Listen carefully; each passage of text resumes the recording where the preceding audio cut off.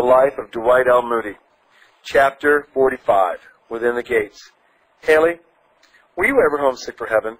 Mr. Moody asked once, at the close of a long, tiring day's work. Do you know, I've just been reading something from Rutherford, and I think I understand sometimes how he felt. See this? And then he handed the book with the passage mark. His absence is like a mountain upon my heavy heart. Oh, when shall we meet? Oh, how long it is to the dawning of the marriage day. Oh, sweet Lord Jesus, take long steps.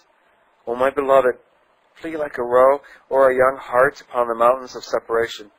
Oh, that he would fold the heavens together like an old cloak and shovel time and days away and make ready the Lamb's wife for her husband. Since he looked upon her and looked upon me, my heart is not my own. He hath run away to heaven with it. How sweet the wind that bloweth out of the quarter where Christ is. This conversation took place in his early 60s, during the last year of his earthly career. The same longing was at times greatly intensified. Mr. Moody had been spared from bereavement to an unusual degree, and when called upon to lay down the form of his aged mother in her 91st year, there was only a sense of joyful victory that God had so long granted her a mind and body unimpaired.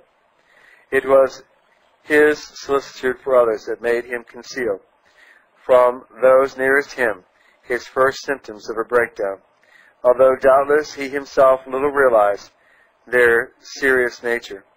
An illness in the home of one of his friends seemed to him an imperative call for Mrs. Moody to remain at Northfield. At the same time, he assured her as to his own health. An invitation had been accepted to conduct a series of meetings in the large convention hall of Kansas City, and Mr. Moody started for the West early in November. Here he was joined by Mr. C.C. Case, who conducted the choir during the mission, and thus describes the few days of sickness preceding his return on November 17th. Tuesday morning at breakfast, I saw that he looked pale and ate little. I asked how he rested, and he said, I slept in my chair all night. Of course I knew if he could not lay down, he was a sick man. I asked him what was the matter. He said he had had a pain in his chest for a couple of weeks, and added, I did not let my family know it, for they would not have let me come on here. I had to urge him for an hour or two before he would consent to call a doctor, but finally he gave in. The doctor made a mustard plaster on his chest, which all at once relieved the pain. He preached 6 sermons after that, but I could see that he was all the time growing weaker. In the last 2 days he had to be taken to the hall in a carriage, although it was only 2 blocks away. When he began speaking, he did not show his weakness, but preached with his old-time fire and spirit. But when he got back to his room, I could see that he was very much exhausted. I tried to make him advise his family of his condition, but he would not until the day he started for home. I think he enjoyed his work in Kansas City as well as any he ever did, from what he said to me. The crowds were greater than any that I had ever experienced with him. The singing pleased him very much, for I had nearly 1,000 voices in the choir. We had an old man's quartet that he particularly enjoyed. Their ages varied from 67 to 82, and he would announce their selection by saying, I want my boys to sing so-and-so. The following letter was written at this time to a very dear friend in Scotland. Kansas City, November 12, 1899. My dear Mrs. McKinnon, I am off here all alone thinking of the past, and you and your good husband have come into my mind, and I just long to see you both once more. It would do my eyes good to see you all and ride down the western coast of Scotland once more. I wonder if I should like your new house as well as your old one. I cannot tell you how much I miss dear Drummond. It does not seem possible I shall not see him again on earth. What a grand time we shall all have when we get to heaven. Only think what a lot have gone home since 1873, when we first met. I get homesick for them sometimes, and yet I would not be off until the work of the Lord has given me to do is finished. The work is sweeter now than ever, and I think I have Some streams started that will flow on forever.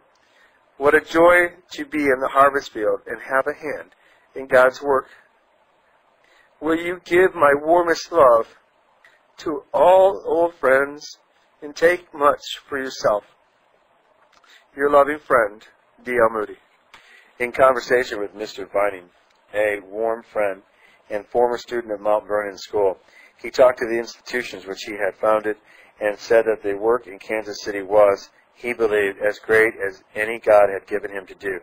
He spoke of the bereavements that had occurred in his family during the past year, and picking up a copy of his book, Thoughts from My Library, he read a selection that was of peculiar interest now. It was a comment on the text, Psalms 30, verse 5, "Weeping may endure for a night, but joy cometh in the morning." An extract ends with the words, "I have heard it in the land of light, where which I come. There is a time approaching, steadfastly, if not quickly, when the Lord will wipe away tears from all faces. This weary world shall obtain joy and gladness at last, and sorrow and sighing will flee away. Wherefore comfort one another with these words." In view of the approaching end, the following paragraphs from one of the last sermons in Kansas City are significant. "I have no sympathy with the idea that our best days are behind us." And he smiled as he related the impression that he had a year before he saw in the papers that old Moody is in town. Why, he said, "I am only 62. I am only a baby in comparison with the great eternity which is to come. We say this is the land of the living. It is not. It is the land of the dying. What is our life here but a vapor, a hearse, and the most common sight? Families broken into. Over there is one who has lost a father, there a mother. There is a pleasant vacancy. There a sister's name is no more heard. There a brother's love is missed. Death stalks triumphant through our midst in this world. Only yesterday I met a mother who had lost her baby. Death in front of us, death behind us, death to the right of us, death to the left of us. See the hospitals in our lands and the asylums for the insane and the blind and the aged. See the great number of jails in our land. 70,000 criminals in our country. But look at the other world. No pain, no death, no sorrow, no old age, no sickness, no bending forms, no dimmed eyes, no tears, but joy, peace, love, happiness. No gray hair, people all young.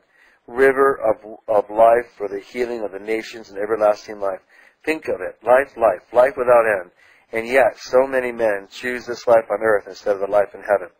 Don't close your heart against eternal life. Only take the gift. Only take it. Will you do it? Near the close of one service, Mr. Moody leaned on the organ and asked the ministers, "Will you ministers allow me to say a word to you?" "Yes, yes. Say what you want," they answered. "Well, I'm not a prophet, but I have a guess to make that I think will prove to be a true prophecy. You hear so much nowadays about the preacher of the 20th century. Do you know what sort of man he will be? He will be the sort of a preacher who opens his Bible and preaches out of it. Oh, I am sick and tired of this essay preaching. I'm nauseated with it. Silver-tongued orators preaching. I like to hear preachers and not windmills." Had he known that this was to be his last sermon, could he have made a more urgent and characteristic appeal in closing than the following? Suppose we should write out tonight this excuse. How would it sound? To the King of Heaven. While sitting in the Convention Hall, Kansas City, Missouri, November 16th, 1899, I received a very pressing invitation from one of your servants to be present at the marriage supper at your only begotten son. Son, I pray thee, have me excused. Would you sign that, young man? Would you, mother? Would you come up to the reporter's table, take a pen, and put your name down to such an excuse? You would say, "Let my right hand forget its cunning and my tongue cleave to the roof of my mouth before I sign that." I doubt if there is one here who would sign it. Will you then pay no attention to God's invitation? I beg of you, do not make light of it. It is a loving God inviting you to a feast, and God is not to be mocked. Go play with forked lightning. Go trifle with pestilence and disease, but trifle not with God. Let me write out another answer. To the King of Heaven, while sitting in the Convention Hall, Kansas City, Missouri, November 16, 1899. I received a pressing invitation from one of your messengers to be present at the marriage supper of your only begotten Son. I hasten to reply, by the grace of God, I will be present. Under the imperative order of his physician, Mr. Moody reluctantly consented to cease to work, and leaving Kansas City by the evening train, traveled directly home without breaking the journey, which required a day and 2 nights on the road. On the way, an incident occurred that cheered and encouraged him greatly. From St. Louis to Detroit, the train was delayed by the burning out of the locomotive fire grate, and it was feared that connections would be missed at a later point. The new engineer, who was then to take the train from Detroit to St. Thomas, learned that Mr. Moody was on the train returning home sick, sent word to him that he would do his very best to make up the lost time. Tell him, he said, that I was converted under him 15 years ago, and I owe everything to him. The divisions from Detroit to St. Thomas was covered in the darkness of the night, at a speed averaging a mile a minute, including stops, and the connection for the east was secured. The first intimation that Mr. Moody's family had of his illness was a telegram. Doctor thinks I need a rest. Am on my way home. This was followed at short intervals by other telegrams. Improving rapidly, but have not felt so well for a week. Have you a splendid day, no fever. Heart growing better all the time, no pain. Am taking good care of myself, not only for the loved ones, but for the work I think God still has me to do on the earth. Arriving at Greenfield, Mr. Moody was met and driven 12 miles to his home. He went upstairs with little difficulty to prepare for tea, but never descended again. On reaching Northfield, he telegrammed Kansas City friends, have reached home safely, have traveled backwards and forward for 40 years, and have never stood trip better. Regret exceedingly being forced to leave. Had I been with you tonight, I would have preached on Thou art not far from the kingdom. My prayer is that many may be led into the kingdom under Mr. Torrey's preaching. I want to thank the good people of Kansas City for their kindness and prayers. It was hoped that a complete rest would restore the weakened heart, and specialists were consulted who gave encouragement for an ultimate restoration of health, even if the old-time vigor could never again return.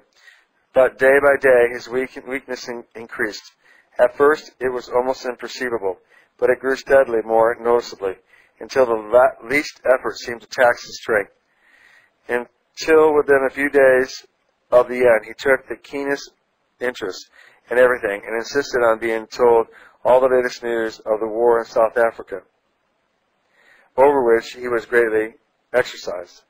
A few days before the final summons, he was resting quietly with his eyes closed, when suddenly he remarked, I know what I will do if I were old Kroger. Thinking that he had been dreaming, his son inquired if he had a good rest. I wasn't sleeping, he replied. I was thinking of that terrible war. Well, what would you do if you were the old Kruger family? Oh, I would just send a message to Lord Salisbury and state that there had been so many hundreds killed on the Boer side and so many on the English side. And I would say that, as an old man, I should soon have to stand before God, and I didn't want to go before him with all this blood on my conscience, and I would tell England to make her own terms of peace. It was suggested that possibly England herself was not entirely innocent. That's quite so, but if Kruger puts himself in that position after showing the fight he has, England would have to make the best of terms or answer for it in the best elements in her own land as well as in the entire civilized world. God had tried his servants in many ways, but it is doubtful if he ever experienced a severer trial than that of the last few weeks. After 62 years of unusual active life, with the remembrance of not more than 1 or 2 days of slight illness, to be suddenly laid aside, to wait patiently in extreme weakness for God's will, was indeed a severe test. But in this he was found not wanting, and it was with a sense of exuberant and victorious joy that he entered the presence of his Lord and heard the words, Well done, good and faithful servant.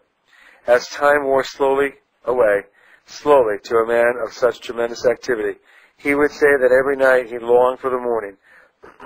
As he grew weaker, he said he knew now what that verse meant. The grasshopper shall be a burden. On Thursday, December 21st, he had seemed rather more nervous than usual, but nevertheless spoke cheerfully about himself. Asked if he was comfortable, he said, "Oh yes, God is very good to me, and so is my family."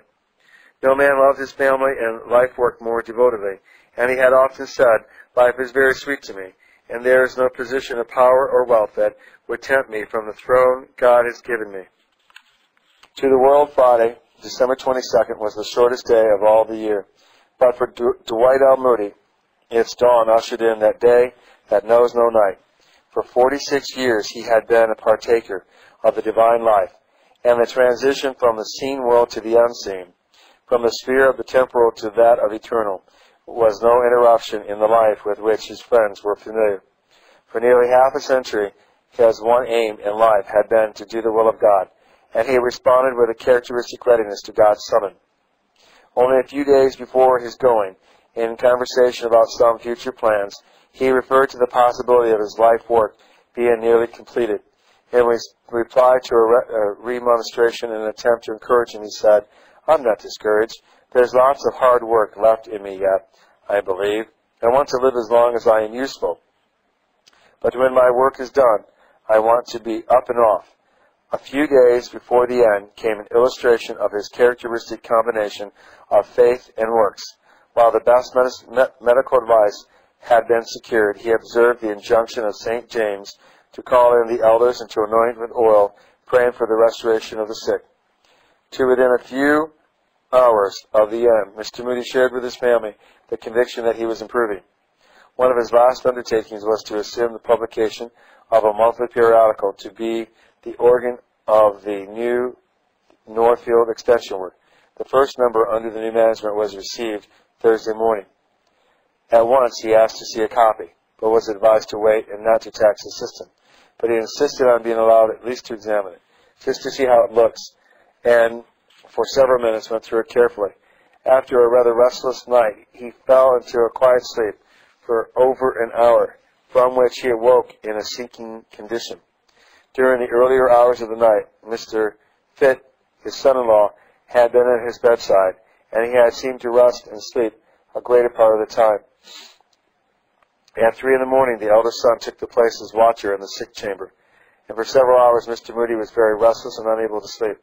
About 6 o'clock he quieted down and soon fell into a natural sleep, from which he awoke in about 1 hour. Suddenly he was heard speaking in slow and measured words. He was saying, "Earth recedes. Heaven opens before me." The first impulse was try to arouse him from what appeared to be a dream. "No, this is no dream, Will," he replied. "It is beautiful. It is like a trance. If this is death, it is sweet.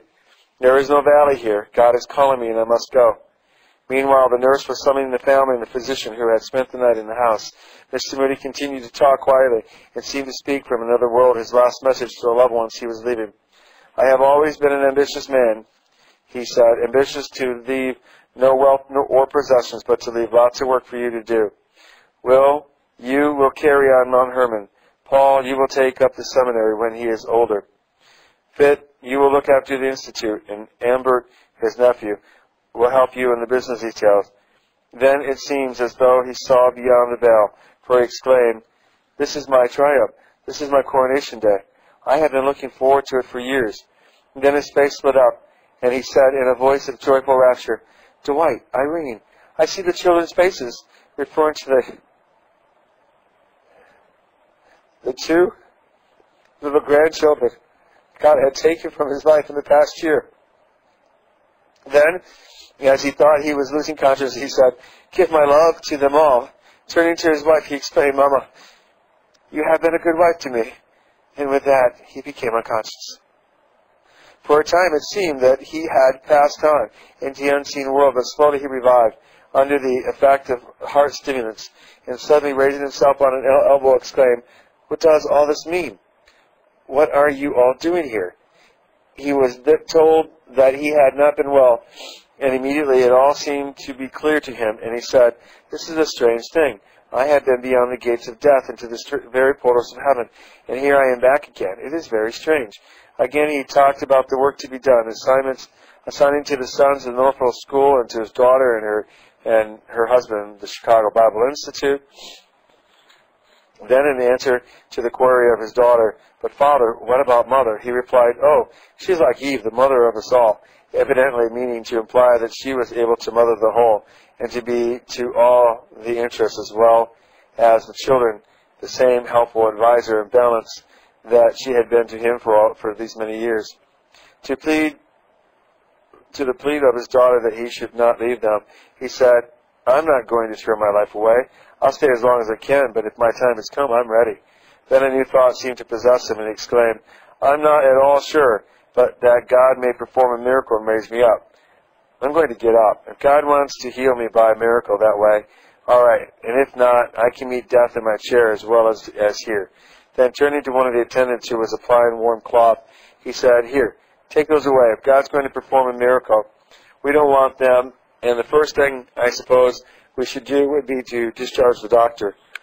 He did not insist on this, however, but was determined to get up and could not be dissuaded.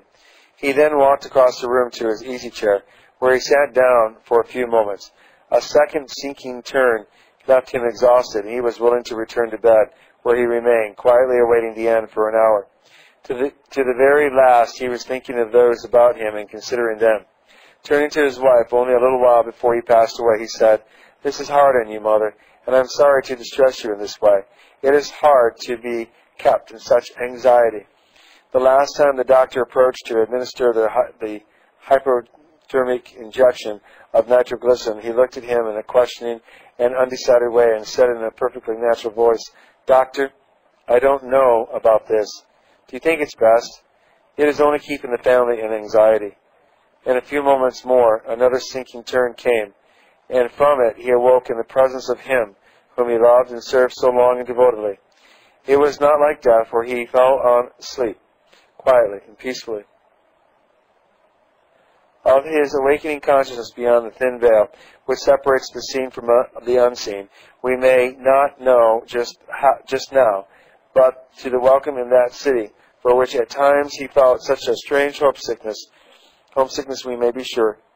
Did he not himself testify to having been within the gates and beyond the portals, where he had caught a glimpse of the child faces, loved long since and lost a while? During his earthly pilgrimage, it had not been given to him to sing the sweet and joyful melodies that filled his soul. But at that Christmas tide, he joined in heaven's glorious anthems of praise to him, whose love had been a consuming fire, and whom he had served with such devotion when on earth. Of that larger life he had spoken in no uncertain way.